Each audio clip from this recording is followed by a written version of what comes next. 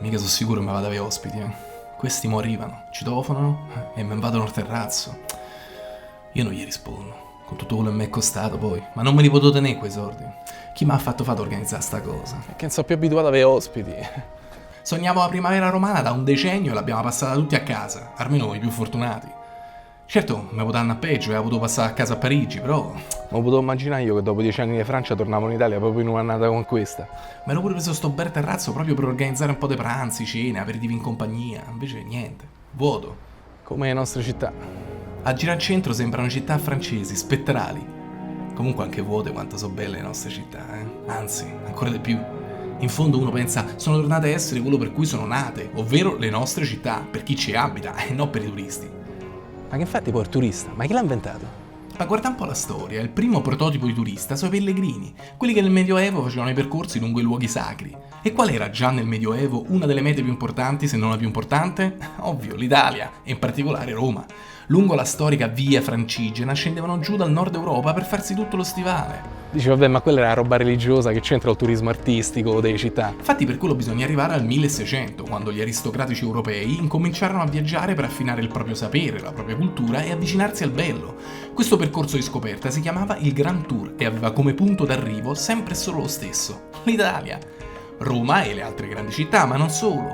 Fu proprio in questo periodo che per esempio il mondo scoprì Palladio e le sue incredibili ville in Veneto, oggi patrimonio dell'umanità UNESCO. Così di colpo in Inghilterra, fino agli Stati Uniti, incominciarono a tirare su edifici nello stesso stile, persino la Casa Bianca.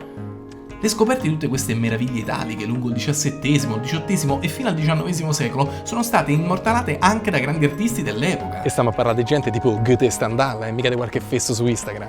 Ovviamente, altra tappa obbligatoria del Grand Tour erano tutte le immense rovine dell'epoca romana, sparse lungo tutta la penisola. Ma ancora la meta ultima spesso era proprio nel profondo sud, in Sicilia, per ammirare i capolavori barocchi e in particolare i resti greci. Ci rendiamo conto che il patrimonio greco in Sicilia, per densità e conservazione, è pari se non persino superiore a quello della Grecia stessa. Sta cosa mi fa diventare scemo. Ha voglia godesse le nostre città vuote, il problema è che per un turista da secoli, da sempre, è un obbligo visitare l'Italia e di conseguenza per noi un dovere accoglierlo nel migliore dei modi. Non con la caciara, le invasioni barbariche, ma con un turismo organizzato, con gli accompagnatori, le guide, affinché loro siano contenti di venire e noi di ospitarli. Infatti, se hai una terrazza così bella, non puoi non avere ospiti. E li devi accogliere, organizzando tutto al meglio, col tuo miglior sorriso. Anche perché è un circolo virtuoso. Certo mi è costato, ma se non avessi fatto sta spesa, non solo non avrei dato soldi al supermercato, ma non avrei messo in circolo il denaro per i cassieri, i commessi, la sorveglianza, il magazziniere, il parcheggiatore, il corriere, l'agricoltore, il contadino e possiamo continuare il giro fino a ritornare a me stesso. E il turismo è esattamente la stessa cosa. Il turista che visita l'Italia mette in circolo del denaro che alla fine gira e rigira, tocca a ognuno di noi.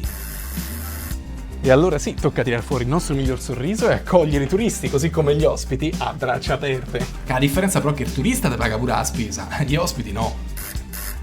Quindi, suonate, mi mangio tutto io.